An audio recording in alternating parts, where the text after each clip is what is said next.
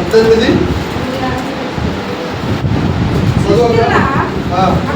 విని అతను చేర్చుకొని దేవుని మార్గము మరి పూర్తిగా అతనికి విషదపరిచింది. తరువాత అతడు ఆయనకు మొదలొచ్చినప్పుడు అతనిని చేర్చుకునవలనని సహోదరులు ప్రోత్సహించబడుతూ అక్కడ శిష్యులకు రాసిరి. అక్కడికి వచ్చి కృపచేత విశ్వసించిన వారికి చాలా సహాయము చేశాను.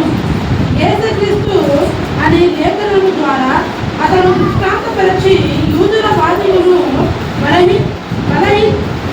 బహిరంగముగాను గట్టిగాను ఖండించుతూ వచ్చాను. హల్లెలూయా హల్లెలూయా.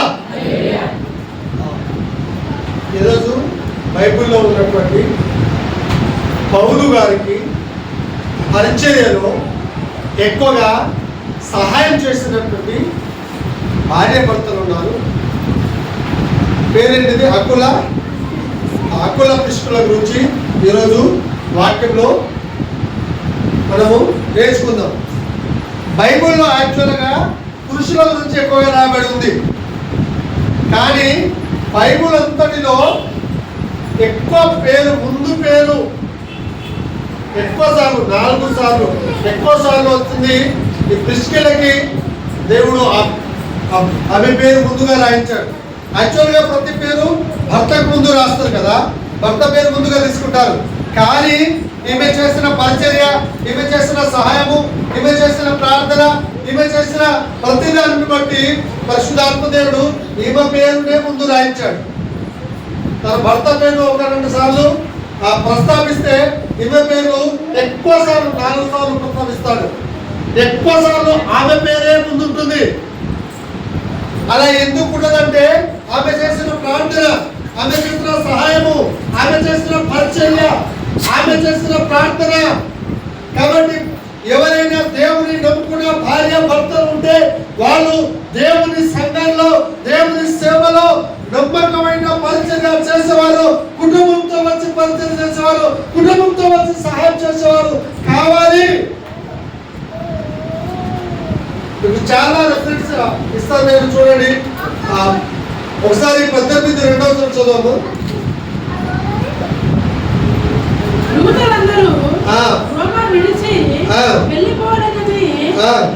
చక్రవర్తి ఆజ్ఞాపించినందున వారు ఇటలీ నుండి క్రొత్తగా వచ్చిన వారు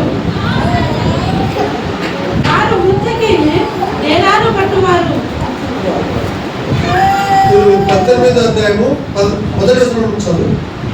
అటు తర్వాత పౌలు ఎఫెసు నుండి బయలుదేరి కొరింథునకు వచ్చి పొంతు వంశీయుడైన ఆకులను ఒక యూదుని అతని భార్య అయిన ప్రిస్కిల్లను కనుగొని వారి యొద్దకు వెళ్ళాను. ఈయన పరిచర్య చేయడానికి ఎవరైనా క్రిస్టియన్స్ ఉన్నారా అని ఎదురు చూస్తున్నాడు, మావోలు ఉన్నారా అని ఎదురు చూస్తున్నాడు. మావోలు ఉన్నారా, ఎవరైనా క్రిస్టియన్స్ ఉన్నారా అని ఎదురు చూస్తున్నప్పుడు ఈయనకి సేమ్ పని చేసేవాళ్ళు, డేరా వృత్తి కలిగిన వాళ్ళు, సేమ్ పని చేసేవాళ్ళు దొరికారు. వాళ్ళని కనుక్కొని వాళ్ళ దగ్గరికి వెళ్ళి పరిచర్యను స్టార్ట్ చేశాడు. ఇప్పుడు పరిచర్య బలంగా స్టార్ట్ చేయాలి అంటే క్రైస్తవులు కావాలి. ఆమేన్. ఎవరు కావాలి? క్రైస్తవులు కావాలి. దేవుడికి ఆయన పని చేయడానికి భార్య భర్తలు కావాలి, క్రైస్తవులు కావాలి, కుటుంబం కావాలి. యెహోషువ అంటారు కదా, నేనును నా ఇంటి వారును యెహోవాను సేవిస్తాము. పక్కన చెప్పండి, నేనును నా ఇంటి వారును యెహోవాను సేవిస్తాము. ఈ భార్య భర్తలు కూడా ఇద్దరు కూడా వాళ్ళ పని చేసుకుంటూ, ఎవరి పని? వాళ్ళ పని వాళ్ళు చేసుకుంటూ, సంఘం పని చేస్తూ, దేవుని పని చేస్తూ, సేవ చేస్తూ, సేవకునికి సహకారంగా, సంఘానికి సహకారంగా ఉంటున్నారు. వాళ్ళు చేసిన సేవ చరిత్రలో నిలిచిపోయింది. అద్భుతమైన పరిచర్య చేస్తున్నారు. హల్లెలూయా హల్లెలూయా. అమ్మ మొదటి వచ్చిన మరొకసారి చదువు. అటు తరువాత పౌలు ఎఫెసు నుండి బయలుదేరి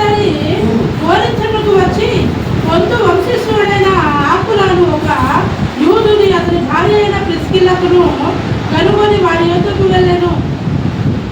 వారి యొద్దకు సేవకుడే వారి వద్దకు వెళ్ళి వాళ్ళ సహకారంతో ఆ పరిచర్యకి ముందుకు వెళ్ళినట్టుగా దేవుని యొక్క వాక్యంలో ఉంది.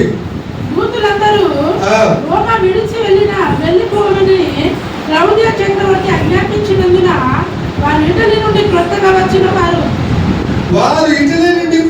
వచ్చారు. సేవకుడికి ఒక ప్రాబ్లం వచ్చింది. ఏం చేయాలంటే ఈ అకుల ప్రిస్కుల అనే కుటుంబము ఈ యొక్క పౌలును ఆదరించింది. కొత్తగా వచ్చిన వాళ్ళని ఉంది. 3వ వచనం చదవండి. వారు వృత్తికి నేరాలు కుట్టువారు పౌలు అదే వృత్తి గలవాడు కనుక వారితో కాపురముండెను. వారు కలిసి దేవుని పని చేశారు. ఆమేన్. ఈ రోజుల్లో నా సేవ నాదే, నా సంఘం నాదే, నా కుటుంబము కలిసి సేవ చేసేది ఉందా? అర్థమవుతుందా? కలిసి సేవ చేసేది ఉందా? లేదు.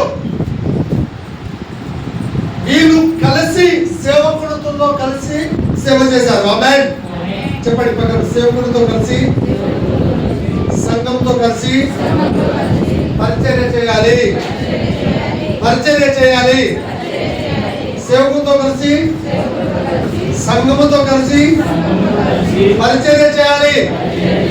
ఏం చేయాలి? ఈ భార్య భర్తలు ఏం చేస్తున్నారు? సంఘంలో సేవలో పరిచర్య చేస్తున్నారు.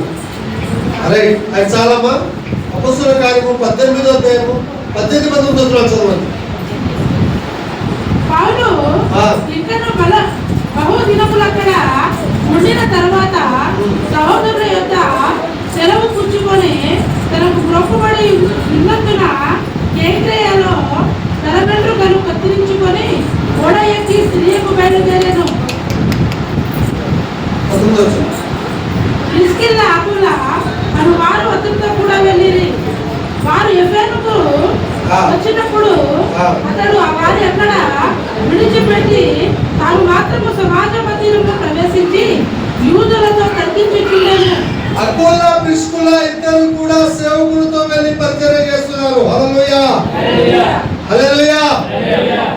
పరలోకంలో ఉన్నాన యేసు భూలోకమంతటికి వెలుగుని చెప్పండి. పరలోకంలో ఉన్నాన యేసు భూలోకమంతటికి వెలుగుని వైరా. ఆమేన్. పరలోకంలో ఉన్నాన యేసు భూలోకమంతటికి వెలుగుని వైరా. అసమానులన్నీ తప్పబడాలి, అసమానులన్నీ ఎత్తబడాలి,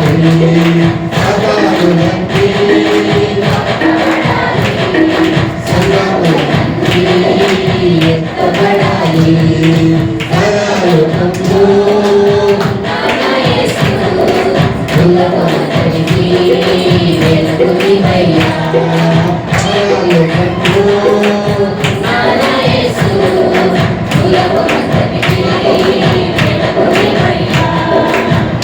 ఇదే 18వ అధ్యాయము 26వ వచనంలో ఇక్కడ కూడా ప్రిస్కిల్ల పేరే ముందుంది. మనం 19వ వచనంలో కూడా ప్రిస్కిల్ల పేరే ముందుంది. ఈ 26వ వచనంలో కూడా ప్రిస్కిల్ల పేరే ముందుంది. చదవండి.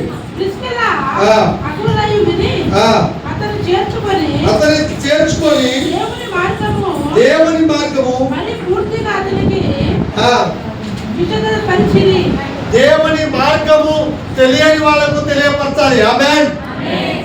దేవుని మార్గము చెప్పండి. దేవుని మార్గము తెలియని వాళ్ళకి తెలియపరచాలి. చెప్పండి. దేవుని మార్గము తెలియని వాళ్ళకి తెలియపరచాలి. అకుల ప్రిస్కిల్ల వాక్యం తెలియని వాళ్ళకి, ప్రార్థన తెలియని వాళ్ళకి, బలహీనులకి బలపరుస్తూ, తెలియని వాళ్ళకు తెలియపరుస్తూ వాళ్ళు ముందుకు వెళ్ళారు.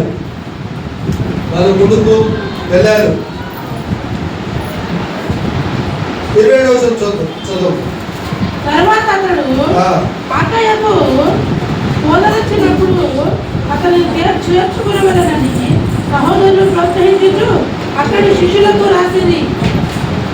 అతడు అక్కడికి వచ్చి కృపచేత విశ్వసించిన వారికి చాలా సహాయము చేశాను. సహాయము చేసే కుటుంబం ఇది. ఆమేన్. ఏ కుటుంబము? ఏ కుటుంబము? పరిచర్యలో సహాయం చేసే కుటుంబము, సేవలో సహకారం చేసే కుటుంబము, పనులలో సహకారం చేసే కుటుంబము. ఈ సేవకుడికి పౌలుకి వాళ్ళ ఇంట్లో కూడా స్థానం ఇచ్చి మీరు ఆ పరిచర్య చేయడానికి ప్రోత్సహించినటువంటి కొత్తగా దేవుని నమ్ముకొని ఎవరైనా వస్తే వాళ్ళని బలపరిచి శిశువులను సహాయతము ప్రోత్సహించినటువంటి కుటుంబము ఈ కుటుంబము. 1 కొరింథీ 16వ అధ్యాయము 19వ వచనం. 1 కొరింథీ 16వ అధ్యాయము 19వ వచనం. 1 కొరింథీ 16:19. ఆసియాలోని సంఘముల వారు నీకు వందనములు కూర్చున్నారు. ఆకులు క్రిస్టియన్ అనేవారు వారి ఇద్దరున్న సంఘమును మీకు అనేక వందనములు చెప్పుచున్నారు. వీళ్ళ ఇంటినే ఒక సంఘంగా తయారు చేశారు. ఆమేన్. హల్లెలూయా. నీ ఇంట్లో ప్రార్థన ఉందా? నీ ఇంట్లో ప్రార్థన చేస్తున్నారా? కుటుంబ ప్రార్థన ఉందా? కుటుంబ ప్రార్థన. రేపు కుటుంబ ప్రార్థన చేస్తున్న వాళ్ళు చాలా మంది క్రిస్టియన్స్ కుటుంబ ప్రార్థన చేస్తలేరు. ఏ ప్రార్థన చెప్పండి? ఏ ప్రార్థన? ఏ ప్రార్థన? క్రైస్తవులకి ఏముండాలి? కుటుంబ ప్రార్థన ఉండాలి. కుటుంబంలోనే ఒక సంఘం స్టార్ట్ చేశారు. హల్లెలూయా. ఆ చుట్టూ ఉన్న వాళ్ళ వీళ్ళను కూడుకోబెట్టి ఇంట్లో సంఘాన్ని స్టార్ట్ చేసి అలా తయారైన వాళ్ళందరినీ కూడా పౌలుకు పరిచయం చేసి పెద్ద సంఘంగా అనేక సంఘాలుగా తయారు చేశారు. మీరు కూడా మీ ఇల్లే ఒక సంఘం కావాలి. మీరే గొప్ప సాక్షులుగా కావాలి. ఇంటి చుట్టుపక్కల ఉన్న వాళ్ళకి ప్రార్థన చేద్దాం రండి పిలుచుకురావాలి. అన్యులైన క్రిస్టియన్స్ మీరందరూ ప్రార్థన నిర్ణయించాలి. మా సంఘం అలా ఉంటుంది, మా దేవుడు అలా కార్యం చేస్తాడు, మా పాస్టర్ గారి ద్వారా ఇలా కార్యం జరుగుతుంది అని చెప్పాలి. ఈ ఇంట్లో ప్రతి ఇల్లు ఒక సంఘంగా తయారు చేయబడాలి. ఆమె ప్రతి ఇల్లు ఒక సంఘంగా కావాలి. హల్లెలూయా. హల్లెలూయా. అందుకే పౌలు చెప్తున్నాడు, వాళ్ళకు వందనాలు చెప్పండి. అక్కడ కృష్ణుల వారికి వారి ఇంట్లో ఉన్న సంఘానికి వందనాలు చెప్పండి. ప్రతి ఇల్లు ఒక సంఘంగా తయారు కావాలి. రోమా 16:3 చదవండి. రోమా 16:3.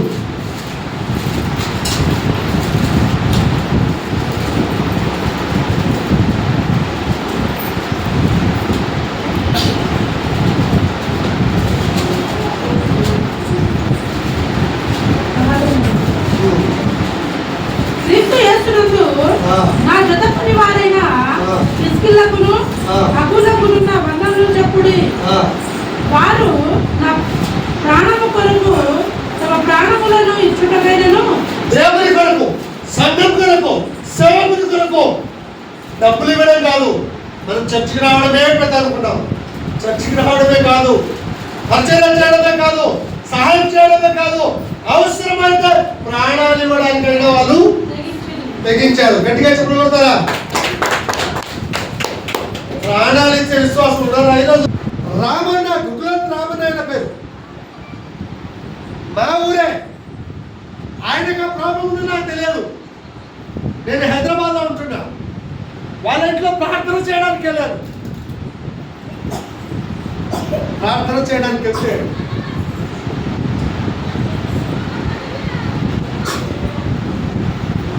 ఆయనలో నుండి దయ్యం బయటకు వచ్చింది. ఎంతమంది పట్టినా ఆగడం లేదు. అయ్యో మంచి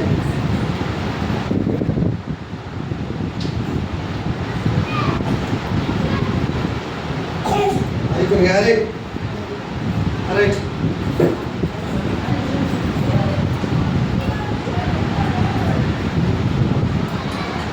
మధ్యాహ్నం పాట స్టార్ట్ చేసింది. ಯೇಸು ದೇವಳೆಂಬ ಬುದ್ಧಿ ದಾಸೋತ್ಸವ, ಯೇಸು ದೇವಳೆಂಬ దొంగాచోత్సవం, యేసు దేవాలయంలో దయ్యాలు పోతే యేసు దేవాలయంలో రోగాలు బాగైతే యేసు దేవాలయంలో అనే పాట ఉంది బంజారాలు. అది పాడంగానే ఎవరైతే పిలిచారో ఎవరికి దయ్యం పట్టిందో అని నోరు పడిపోయింది. చదువుతున్నారు మీరు? నిజంగా చెప్తున్నా. వాళ్ళు అదే నోరు పడిపోయింది. నోరు పడిపోగానే ఇక నన్ను పిలిచిన వాళ్ళకి అందరికీ చెమటలు వచ్చేసినాయి. ఈమె నోరు రాకపోతే ఈ పాస్టర్ వెళ్ళిపోతాడు, ఈమె నోరు రాకపోతే ఇప్పుడు మన పరిస్థితి ఏంటి కాదు. అప్పుడు ప్రార్థన చేశాము. ఆ దయ్యాన్ని చేతబడి బయటికి పిలిపించిన, మాట్లాడిన, ప్రార్థన చేసిన ఆమె ఏటపోతు వస్తున్నారట దానికి. అందుకు నేను ఈ రోగాలు, ఈ నొప్పులు, ఈ డబ్బులు, ఈ నష్టమంతా చేసిన అని చెప్పి వదిలిపెట్టి మళ్ళీ నోరు రావాలని ఆజ్ఞాపించిన. నోరు పడిపోయింది కదా అంటుంది అంతే. ఇంకా నోరు లేదు. పోయేటప్పుడే నోరు పోయి ప్రార్థన పాడవాడి ప్రార్థన చేసిన నోరు లేదు, ఏం లేదు. మళ్ళీ ప్రార్థన చేసిన తర్వాత నోరు వచ్చింది. నోరు వచ్చింది. దేవునికి స్తోత్రం. తెలిసిన వాళ్ళంతా హ్యాపీ. ఒక నెల తర్వాత నేను ఇలా చేద్దామని పిలిచాము, నేను ఇలా చేశామని చెప్పారు. గట్టిగా చెప్పడం కూడా తెలియదు. నాకు తెలియదు. నేను మామూలు పాస్టర్ని కాదు. తండ్రుడు పోలీస్ స్టేషన్లు ల్యాండ్ 10 ఎకరాల ల్యాండ్ మాంత్రికుడమని బయట పెడతాను. ఎన్ని గొడవలో హీలింగ్ ప్రార్థన మామూలు ప్రార్థన కాదు. ఇప్పటికీ ఈ 2 ఊళ్ళలో అడుగు పెట్టడానికి ఏదైనా బైక్ మీద తీసుకెళ్ళాలి. సో అలాంటి పరిస్థితి. ఆ ఫ్యామిలీ నుండే ఇప్పుడు ఇక్కడ హీలింగ్ ప్లేట్కి వచ్చారు. చెప్పగలుగుతారా? సో ఈరోజు వాళ్ళకి హీలింగ్ ప్రార్థన చేసి సంఘమంతా ప్రార్థన చేద్దాం. హీలింగ్ ప్రార్థన చేసి పంపుదాం. ఆమేన్. హల్లెలూయా. సమయం ఎక్కువైపోతుంది. నేను 2 వచనాలు చెప్పి ముగిస్తాను. రోమా 16:31, 2 తిమోతి 4, రోమా 16. అగ్గులకును నా చెత్త పనివారు. ఆమేన్. ఇక్కడ 2 చెప్పండి. నేను కూడా దేవునితో జత పనివాడిగా ఉంటా, సేవకుడితో జత పనివాడిగా ఉంటా అని వాళ్ళ చేతులు పెట్టండి.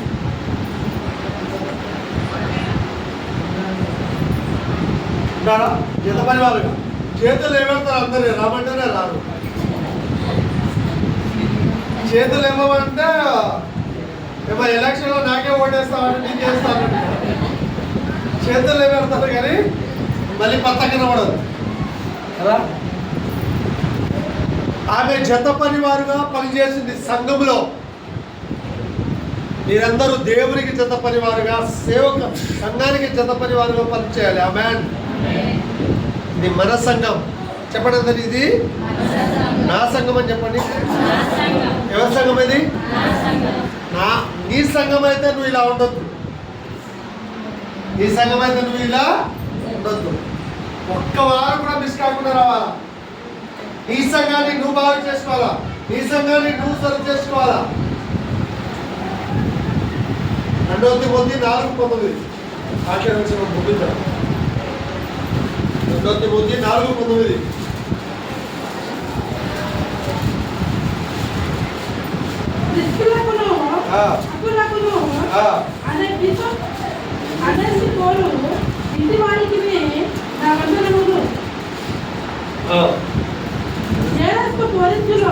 చాలు, వందనాలు చెప్తున్నాడు.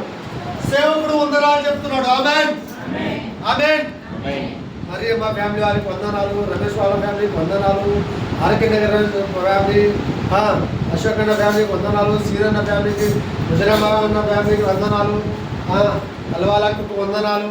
మీకు కూడా మేము వందనాలు చెప్పాలి. మీరు అలా దేవుడి సేవ దేవుడు అలా చేయాలి. జోడి సిస్టర్ వారికి వందనాలు. హల్లెలూయా. మీకు వందనాలు. మీరు చేసిన సేవ, మీరు చేసిన ప్రార్థన బట్టి వందనాలు. ఆమేన్. ఆమేన్. సో సేవ అంటే ఆశాభాష కాదు, పరీక్షిస్తారు. మన దగ్గర బాగుపడి మన తన వాళ్ళు కూడా ఉన్నారు సేవలో.